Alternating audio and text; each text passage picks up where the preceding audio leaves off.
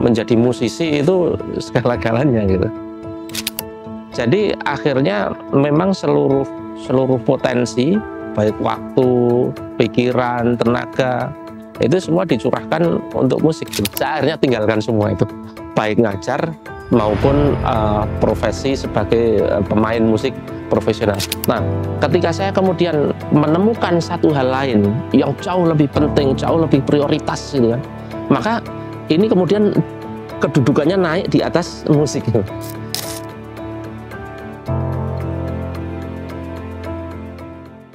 Bismillahirrahmanirrahim. Assalamualaikum warahmatullahi wabarakatuh. Saya Doni Riwayanto, nama bekennya Doni Riw, di sosmed, di Instagram, di TikTok dan lain sebagainya.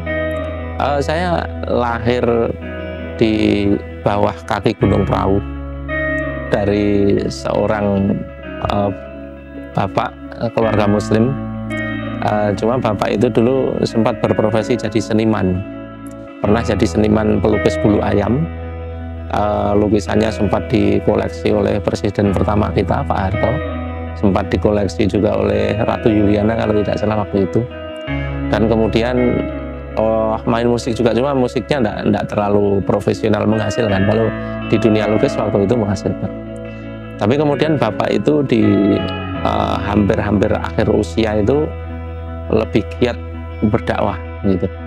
Maka kemudian karena saya besar dari keluarga seni, menurun ke anaknya, saya bertiga, hampir semuanya di bidang seni. Maka saya kuliah di ISI, Institut Seni Indonesia, yang ada di Yogyakarta. S1 musik, S2 juga musik. Sempat memulai karir bermusik itu dari main di pub, di kafe, di klub, di hotel gitu. Kemudian sempat terakhir itu mewakili Indonesia di beberapa ajang internasional. Salah satu yang terakhir, saya ingat betul, event saya terakhir itu Asia Music Festival tahun 2013. Waktu itu diselenggarakan di Malaysia. Itu mendatangkan musisi-musisi kontemporer dari seluruh Asia. Ada dari UE, ada dari Korea Selatan, ada dari India, pokoknya seluruh Asia. Kemudian kami main bareng-bareng di sana, dan itu betul-betul terakhir saya main di atas panggung tahun 2013. Jadi sudah berapa? 11 tahunan ya sekarang. Dunia pendidikan di musik juga saya geluti waktu itu. Saya ngajar musik juga, mulai di tingkat kursusan. Ada salah satu kursus musik kenamaan di Indonesia, tersebar di seluruh Indonesia. Saya salah satu pengajarnya, dan saya baru berhenti dari sana itu Desember 2018. Jadi saya free dari sana Januari 2019. Jadi belum lama sebenarnya. Saya juga sempat sebentar, sangat sebentar, jadi dosen di Institut Musik Indonesia yang ada di Jakarta. Tapi belum sempat ngajar, baru deal-dealan masuk, tapi saya akhirnya balik ke Jogja. Kemudian jadi dosen juga di Institut Seni Indonesia juga, jurusan apa namanya, waktu itu ada jurusan baru musik penyajian. Jadi di dalam fakultas musik itu nanti ada penyaji, performer, ada komposer, pencipta, ada musikolog yang memang ilmuwan musik gitu ya. Kemudian musik pendidikan. Nah, saya waktu itu ngajar di performer, khususnya praktek gitar, dan juga sudah saya tinggalkan sejak 2019. Jadi sejak kecil memang, apalagi orang yang dibesarkan di lingkungan seni ya, kemudian melihat bagaimana seniman itu seperti apa, kemudian kita sudah menjadikan itu sebagai passion, maka waktu itu ya, musik itu segala-galanya. Menjadi musisi itu segala-galanya gitu. Jadi akhirnya memang seluruh potensi, baik waktu, pikiran, tenaga, itu semua dicurahkan untuk musik gitu, untuk bermusik dan untuk mencapai bagaimana ya seperti layaknya orang-orang ya, menjadi musisi terkenal gitu, kemudian karyanya didengarkan banyak orang.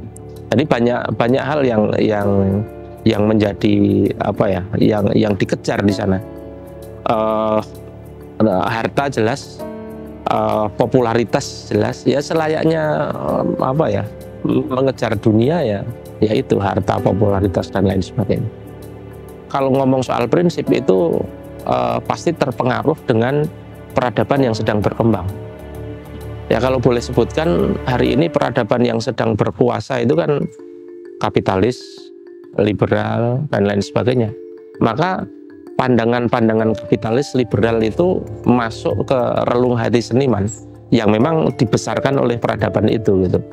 Maka pendapatnya tentu tipikal banget. Tipikalnya apa? Misalnya seni itu menyuarakan kebebasan, kebebasan berekspresi dan lain sebagainya. Jadi itu menjadi pandangan umum yang lazim hampir di semua seniman yang memang dibesarkan dengan pemahaman liberal kapitalisme.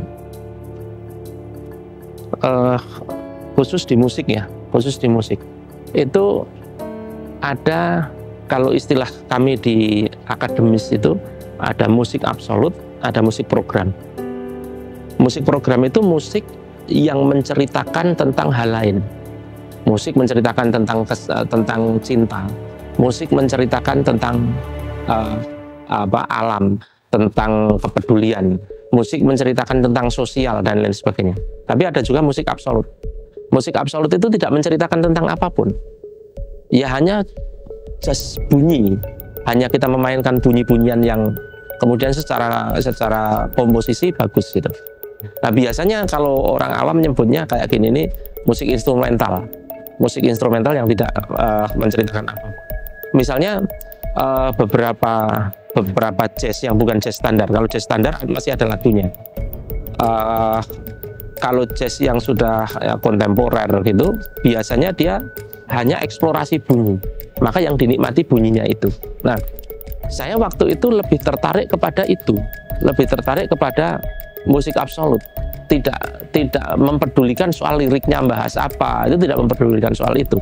Maka yang saya sukai itu, kemudian saya waktu itu jadikan panduan untuk diikuti ya musik-musik yang seperti itu.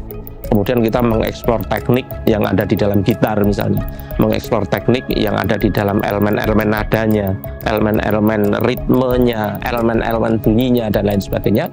Dan saya mengabaikan elemen cerita yang ada di dalam. Kalau kita bandingkan dengan dunia lukis misalnya, kita pernah menemukan misalnya lukisan abstrak. Lukisan abstrak kan tidak menceritakan apapun, ya hanya sekedar komposisi yang kemudian ditatap menjadi bagus itu.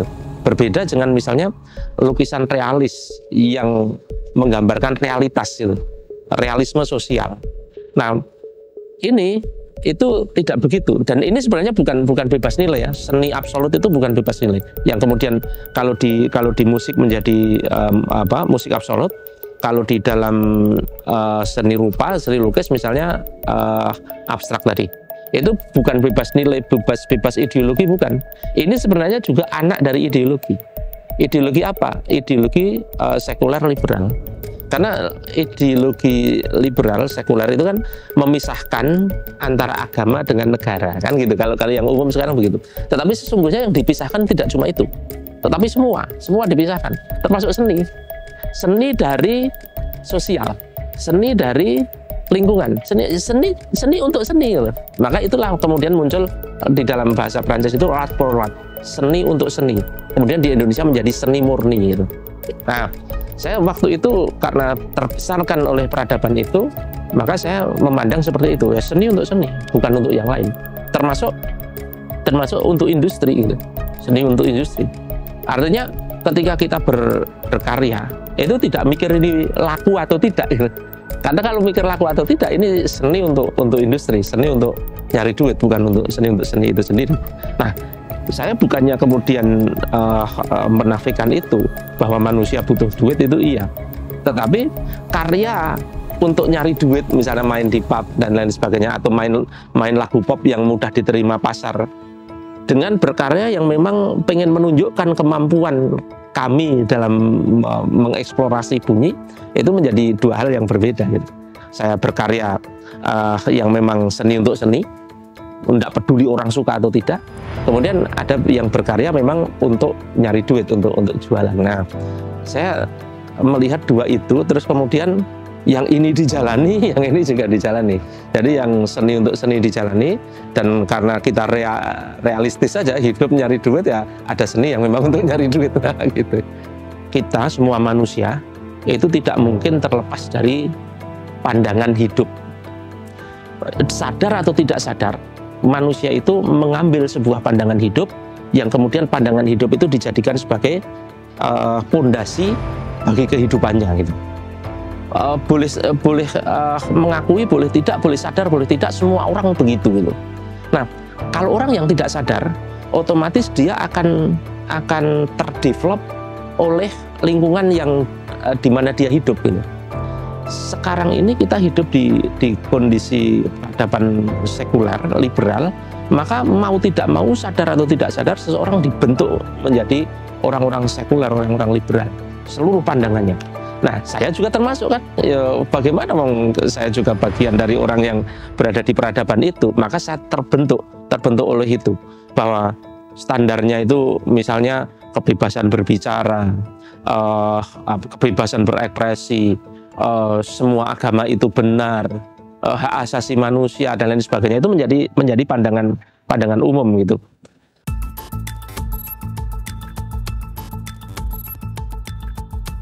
Saya itu termasuk orang yang suka baca buku sejak SMA. Cuma kalau SMA itu bacanya sastra, kayak Iwan Simatupang, kayak Putu Wijaya dan lain sebagainya. Mulai kuliah itu, waktu itu kan 98 itu kan awal-awal reformasi kan. Zaman Soeharto itu kan buku kiri, buku sosialis, buku Marxis kan tidak pernah boleh terbit sama sekali. Begitu reformasi terbit buku Marxis banyak sekali. Nah, di dalam kondisi seperti itu saya senang baca Marxis, saya sangat menikmati Marxis. Setelah menikmati Marxis, ada juga postmodern. Nah, waktu itu di Indonesia baru marak postmodern. Saya lahap juga postmodern. Nah, kakak juga sama. Nah, kemudian ada satu fase saya itu diajak diskusi dengan kakak kandung saya. Tapi saya sempat pisah cukup lama dengan kakak. Kemudian sempat ketemu. Dan terjadi diskusi, terjadi perdebatan. Perdebatan tentang apa? Tentang standar hidup, standar visi hidup, standar pandangan hidup yang benar mana. Nah, hasil diskusi, walaupun diskusinya cukup lama, 2 tahun itu diskusi saya dengan kakak. Artinya tidak 2 tahun ngobrol terus, itu enggak ya. Pokoknya setiap ketemu, debat, ketemu, ngobrol, ketemu, diskusi gitu, selama 2 tahun. Nah, di tahun terakhir itu, kakak itu berhasil mengalahkan pendapat saya tentang standar kebenaran, tentang standar kebaikan dan lain sebagainya, yang kemudian bisa menunjukkan bahwa visi atau cara hidup Islam atau pandangan hidup Islam, perspektif Islam, itulah perspektif yang benar. Nah, kemudian menarik lagi apa? Menarik lagi, ketika saya baca Marxis, baca postmodern dan lain sebagainya, saya menemukan bahwa kehidupan ini memang sedang tidak baik-baik saja. Kehidupan ini sedang penuh masalah. Nah, yang menarik apa? Yang menarik, ternyata kakak saya itu berhasil menunjukkan bahwa solusinya Islam. Agama yang kemudian saya peluk dari kecil, tetapi terus kemudian saya memahaminya agama ini hanya sebagai sebuah ritual. Sholat, zakat, haji, ya ritual ya. Kalau di dalam bahasa Islam namanya ibadah ma'mum. Ternyata apa? Ternyata punya solusi-solusi atas problem-problem hidup yang kemudian ditunjukkan oleh Marxisme. Tetapi bukan solusinya bukan dengan Marxisme, dengan Islam itu. Nah, ini kan jadi menarik gitu. Maka akhirnya saya, ya sudah, kalau saya ngakui apa yang Mas Denny bawa itu benar, maka saya harus bagaimana? Ya sudah, ikut kajian saya ikut itu. Nah, dari kajian itulah maka kemudian saya menemukan apa? Fikih musik. Menemukan fikih musik. Nah, di dalam Islam seperti terjadi perdebatan seru akhir-akhir ini ya. Musik termasuk fikih musik itu termasuk wilayah yang khilaf. berbeda pendapat antar ulama. Ada yang mengharamkan total, ada yang masih membolehkan, tetapi tidak total gitu. Nah, akhirnya saya pelajari sebenarnya bagaimana. Kemudian saya temukan sebuah kitab dari Syekh Abdurrahman Al-Baghdadi menunjukkan bahwa beliau mengumpulkan seluruh dalil tentang musik. Dalil tentang musik itu ada 18 dalil, baik dari Al-Quran maupun Sunnah. Dari 18 dalil itu 10 mengharamkan, 8 membolehkan. Maka apa yang bisa kita simpulkan dari ini? Apakah yang 8 dibuang kemudian ambil yang 10? Karena 10 lebih banyak kemudian yang sedikit dibuang? Kan tidak begitu. Artinya gini, ketika kita tidak boleh menolak dalil-dalil yang mengharamkan musik, begitu juga sama kita tidak boleh menolak dan membuang dalil-dalil yang membolehkan gitu. Sama-sama tidak bolehnya, sama-sama dalilnya kok gitu. Maka yang perlu dilakukan apa? Kita cari kesimpulan dari sekumpulan dalil ini apa? Yang artinya akhirnya apa? Akhirnya kita detail. Musik yang begini nggak boleh, yang begini nggak boleh, yang begini nggak boleh, yang begini nggak boleh, yang begini boleh, yang begini boleh, yang begini boleh gitu. Sampai akhirnya saya temukan, misalnya hadis yang paling populer di dalam fikih musik. Akan ada masa umatku menghalalkan zina, sutra, khomer, alat musik gitu. Nah, ini hadis yang paling populer untuk mengharamkan musik. Tetapi persoalannya ada hadis juga yang menunjukkan bahwa pulang dari perang Uhud yang Rasul terluka ketika perang Uhud itu, di pasar ketemu Jariyah. Jariyah itu seorang budak kecil wanita. Dia berkata, wahai Rasul, kalau aku menemui engkau pulang dalam keadaan hidup, maka aku akan menabur rebana untukmu gitu. Kemudian Rasul, betul kamu sudah bernadar? Iya. Kalau begitu silahkan tabur. Nah, tidak mungkin Rasul ini haram terus diperbolehkan, itu tidak mungkin. Nah, ini ada hadis seperti ini, apa mau kita buang? Kan tidak bisa. Nah, akhirnya apa? Dari kitab itu saya belajar bahwa yang musik terkait zina, sutra, khomer tidak boleh. Musik yang terkait dengan mendakwahkan ideologi lain, mendakwahkan agama lain tidak boleh gitu kan. Tapi musik yang walimah yang syariah boleh, musik menyemangati jihad boleh gitu. Akhirnya detail. Nah, begitu saya menemukan itu, saya harus bersikap kan. Karena saya sudah mengakui kebenaran Islam, saya sudah kemudian mempelajari fikih musik, saya harus mengambil sikap. Sikapnya bagaimana? Maka musik-musik yang tidak diperbolehkan saya tinggal. Dulu saya main di pub, saya main di yang itu jelas kena hadis tadi, zina, sutra, khomer dan alat musik. Berarti alat musik yang terkait dengan zina, terkait dengan sutra, ya berarti saya tinggalkan gitu. Mau nggak mau saya tinggalkan gitu. Nah, kemudian termasuk yang festival besar ya, musik-musik di atas panggung ya. Musik di atas panggung itu nanti akan susah untuk tidak bergesekan dengan keharaman, misalnya keharaman ikhtilat. Kemudian seringkali ketika kita main musik yang di bawah mabuk itu kan susah kan untuk ngatur. Maka saya tarik diri juga dari dunia panggung. Tetapi ngajar saya masih, karena namanya mengajarkan itu masih di ranah yang diperbolehkan.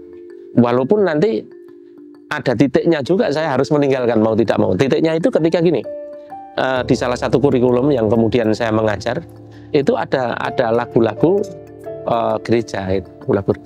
Kalau murid saya Islam, tinggal saya bilang, mas lagu gereja mas, tidak usah dipelajari gitu. Lah kalau muridnya Kristen, saya kan tidak bisa kan. Akhirnya apa ya sudah saya yang keluar gitu. Saya akhirnya tinggalkan semua itu, baik ngajar maupun profesi sebagai pemain musik profesional, saya tinggalkan semua. Tetapi saya bukan orang yang kemudian mengharamkan musik secara total ya. Artinya dari dalil-dalil itu jelas bahwa yang ini boleh, yang ini boleh, yang ini tidak boleh. Nah, cuma persoalannya yang saya jalani tadi, yang saya jalani dulu itu semua masuk di ranah yang nggak boleh semua. Tetapi kalau sekarang saya masih bermusik itu karena apa? Karena saya tahu bahwa masih ada yang tidak diharamkan, masih ada yang diperbolehkan. Nah, saya bergerak di wilayah yang masih diperbolehkan tadi, gitu.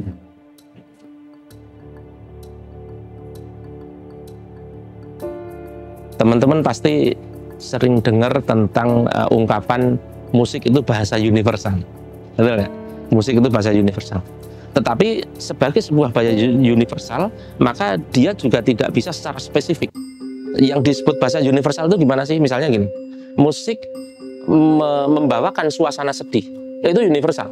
Mau orang berbicara pakai bahasa Inggris, pakai bahasa Jawa, pakai bahasa Indonesia, pakai bahasa Cina, itu bisa merasakan suasana sendiri yang dibawa musik itu. Tetapi sebagai sebuah bahasa universal, dia tidak bisa lebih spesifik. Misalnya sedihnya karena apa? Maka begitu juga ketika musik ini dimanfaatkan di dalam dunia dakwah. Bisa, tetapi secara universal. Tidak bisa menyampaikan hal-hal spesifik. Kalau mau menyampaikan hal-hal spesifik, mau nggak mau apa? Pakai bahasa. Bahasa itu nanti jatuhnya di lirik gitu. Jatuhnya di lirik, bukan di bunyinya itu sendiri gitu. Nah, ini kelebihan sekaligus keterbatasan musik atau seni secara umum gitu. Jadi dia bisa menyampaikan perasaan, tetapi tidak bisa menyampaikan konsep-konsep yang lebih detail gitu. Maka kalau ditanya, bisa nggak dimanfaatkan? Bisa. Tetapi bukan untuk menyampaikan ide yang lebih spesifik. Ide spesifik dari mana? Ya tetap obrolan yang sifatnya verbal gitu. Tetapi kalau yang sifatnya umum, menyampaikan perasaan, membangkitkan semangat, itu musik bisa. Di dunia dakwah juga sama. Kalau musik ini akan digunakan untuk membangkitkan semangat, misalnya sekarang sedang rame si bela Palestina itu, untuk membangkitkan semangat para orang yang ikut aksi, kita bikinkan musik, itu bisa sekali. Tapi kalau untuk menceritakan tentang solusi Palestina bagaimana pakai musik, tidak bisa. Tidak bisa, paham ya? Jadi ada hal-hal yang memang bisa dijangkau wilayah seni, ada yang tidak. Maka yang bisa kita jangkau pakai wilayah seni, ya mari kita jangkau, dan itu lebih maksimal gitu kan. Tapi yang tidak bisa dan harus dengan cara yang lain, dengan dakwah yang lain, yaitu dakwah verbal, ya pakai dakwah verbal gitu. Kesukaan seseorang itu kan dipengaruhi oleh pemahamannya. Seseorang bisa menyukai sesuatu karena di kepalanya ada pemahaman tertentu gitu. Saya waktu itu menyukai musik dengan sangat suka gitu. Karena ya memang terpengaruh pemahaman tertentu. Nah, ketika saya kemudian menemukan satu hal lain yang jauh lebih penting, jauh lebih prioritas gitu kan. Maka ini kemudian kedudukannya naik di atas musik itu. Tapi musiknya juga tidak hilang. Artinya gini, ada sesuatu yang lebih prioritas yang kemudian saya prioritaskan. Yang ini hilang enggak? Sampai hari ini tidak hilang. Jujur aja sampai hari ini tidak hilang. Saya dengar masih seneng, asal itu tidak melanggar syariat ya. Saya juga masih dengar dan lain sebagainya. Ketika saya kemudian meninggalkan musik tadi, dalam tanda petik meninggalkan musik, apakah kemudian jiwa seninya hilang, kemudian keterampilan musiknya hilang? Jawabannya tidak.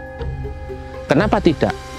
Karena ketika saya di dunia musik itu saya sudah melewati ambang batas tertentu yang membuat mungkin semacam skill saya itu kalaupun menurun, itu menurun sudah mentok di titik tertentu yang nggak akan mungkin turun lagi gitu.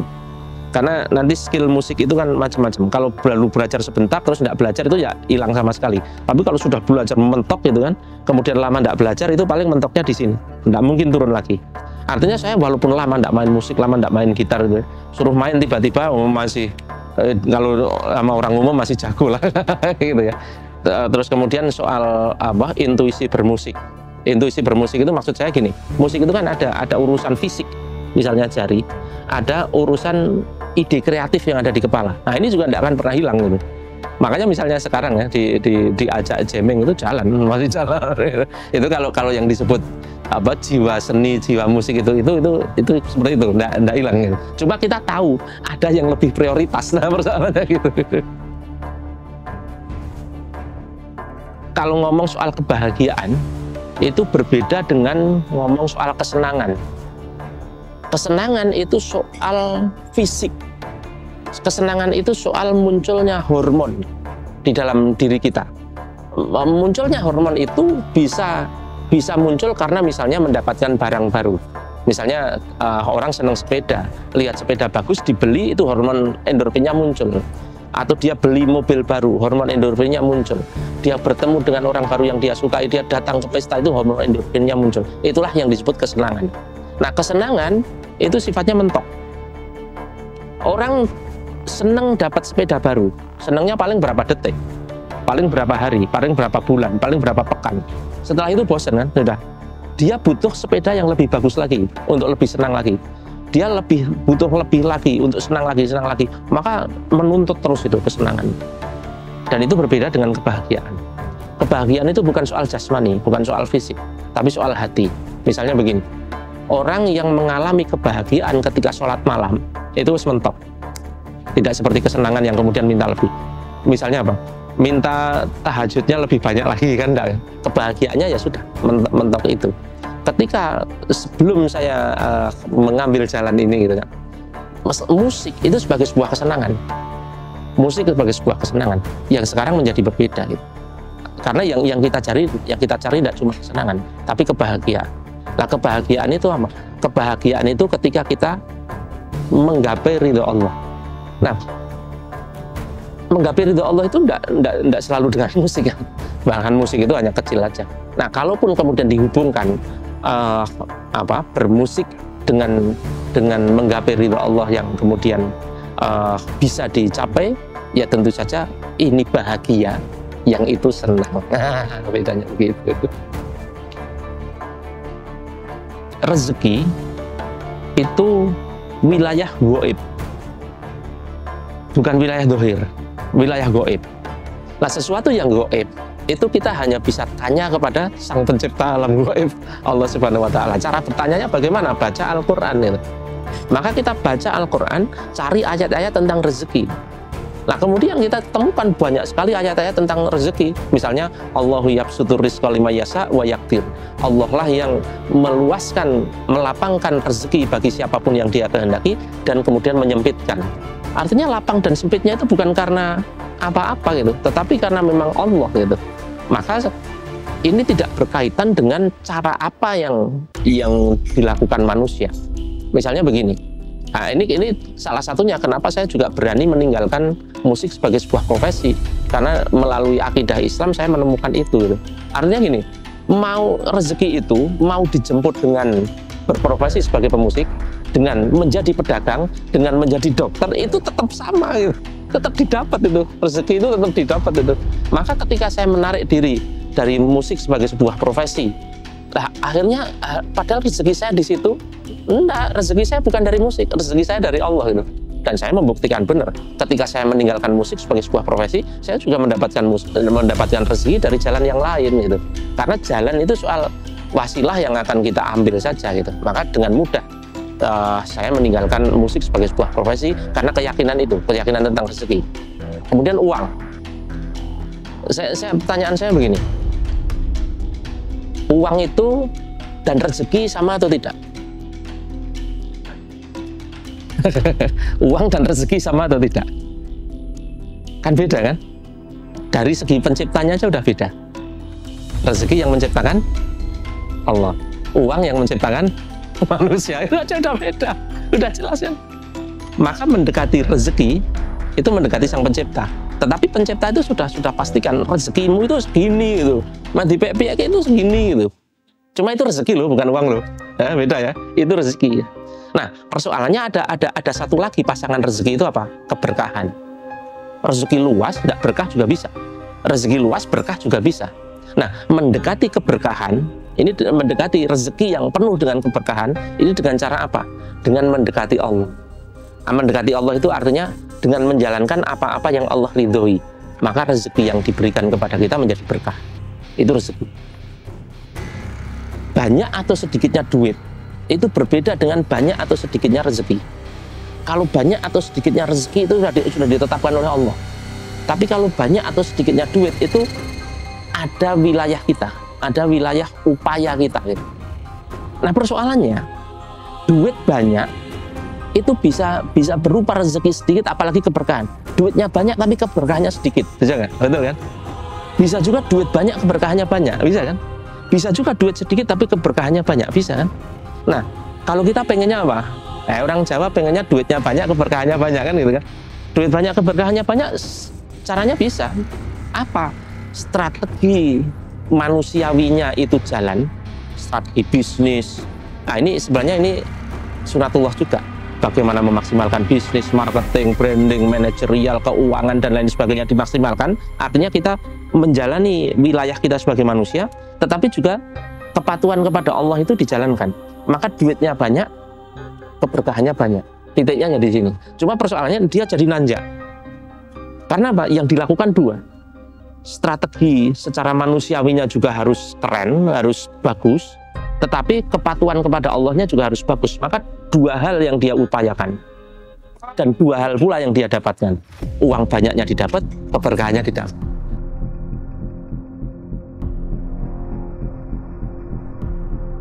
Yang pertama harus dilakukan, kita itu bertanya tentang siapa diri kita. Untuk apa kita dihadirkan di dunia ini? Untuk apa hidup di dunia ini? Dan kemana setelah kita mati? Itu dulu yang perlu ditanyakan. Bukan soal perkara yang fenomenal aman. Nanti dulu tujuan hidup itu apa? Tujuan hidup kita di dunia itu apa? Untuk apa kita dihadirkan di dunia? Itu dulu dijawab. Karena itu nanti akan berkaitan dengan apa yang akan kita lakukan. Jangan kita melakukan apa-apa dulu sebelum kita menjawab untuk apa hidup di dunia ini. Kalau ini belum dijawab, kita sudah melakukan.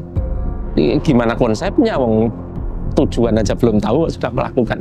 Maka yang perlu dilakukan adalah tanya tentang apa tujuan kita hidup di dunia. Nah, kalau kita bertanya kepada setiap manusia, tujuan hidupnya pasti beda-beda. Ada orang yang aku tujuannya pokoknya jadi orang kaya. Aku tujuannya pengen bikin yayasan, aku tujuannya pengen bikin pondok pesantren, aku tujuannya pengen bermanfaat bagi orang lain, bla bla bla bla bla bla. Saya tanya yang benar yang mana? Yang benar yang mana? Sama-sama ngawur semua. Kenapa ngawur semua? Kalau kita mau tahu jawaban yang benar, maka tanyalah kepada yang bersangkutan, yang memang menyuruh itu, mengkondisikan itu gitu. Sekarang hidup kita itu kemauan kita atau tidak? Ciptaan kita sendiri atau tidak? Kreasi kita sendiri atau tidak? Kan tidak.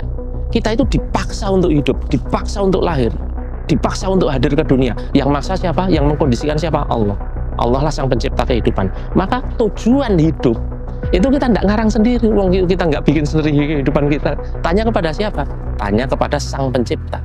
Nah, persoalannya, apakah teman-teman sudah pernah bertanya kepada Tuhan tentang untuk apa? Persoalannya, apakah bisa bertanya kepada Tuhan? Jawabnya bisa. Kenapa? Karena Tuhan itu pernah berkata-kata kepada manusia melalui malaikat Jibril kepada Rasulullah Muhammad SAW. Kita tahu itu Al-Quran. Al-Quran itu adalah kalamullah, kalimat-kalimat dari Allah yang kemudian dituliskan, dibukukan. Maka kalau kita mau tanya kepada Allah, maka bacalah Al-Quran. Tanya tentang apa? Ya Allah, untuk apa Engkau ciptakan aku? Tanya aja, cari itu, ketemu Azariyat 56. Wa ma khalaqtul jinna wal insa illa liya'budun. Dan tidaklah aku ciptakan jin dan manusia illa liya'budun, kecuali untuk mengabdi kepadaku. Berarti tujuannya apa? Mengabdi kepada Allah. Mengabdi itu artinya apa? Allah inginkan apa, kita jalan. Allah inginkan kita sholat, kita sholat. Allah inginkan kita puasa, kita puasa. Allah inginkan kita dakwah, kita dakwah. Allah inginkan kita jihad, kita jihad. Allah inginkan kita meninggalkan riba, kita tinggalkan riba. Allah inginkan kita meninggalkan zina, kita tinggalkan zina. Itu artinya kita mengabdi, menjadi abdinya Allah. Itu hubungan kita kepada Allah. Kalau kita cari lagi, apa sih penciptaan manusia? Ketemu juga Al-Baqarah 30. Wa idz qala rabbuka lil malaikati inni ja'ilun fil ardi khalifah. Sesungguhnya aku akan menciptakan khalifah di muka bumi. Berarti apa penciptaan manusia? Menjadi khalifah di muka bumi. Kalau ya'budun, menjadi abdi, itu hubungan pribadi kita dengan Allah, hubungan sebagai abdi. Kalau Allah menciptakan khalifah di muka bumi, itu artinya Allah sedang menciptakan pengelola bumi. Nah, itu relasi kita manusia dengan bumi dan seisinya. Sebagai apa? Sebagai khalifatullah fil ard, sebagai wakilnya Allah di muka bumi untuk mengelola bumi. Jadi ini tidak sekedar hubungan kita dengan Allah, tapi hubungan kita dengan Allah dan dengan bumi seisinya. Nah, itulah kemudian ditanya dulu. Nah, kalau itu sudah ketemu, tujuan kita untuk mengabdi kepada Allah, tujuan kita untuk menjadi khalifatullah fil ard, caranya bagaimana? Tanya Allah. Caranya begini, diterangkan itu di dalam hukum-hukum Islam, syariat Islam diterangkan begini, begitu, begini, begitu. Sudah jalani itu di dalam bidang apapun, termasuk di dalam berkarya seni. Misalnya pemusik, tidak boleh bermusik menyuarakan agama lain, ya sudah selesai, jangan dilakukan. Tidak boleh bermusik yang terkait dengan zina sutra homer, ya sudah tinggalkan.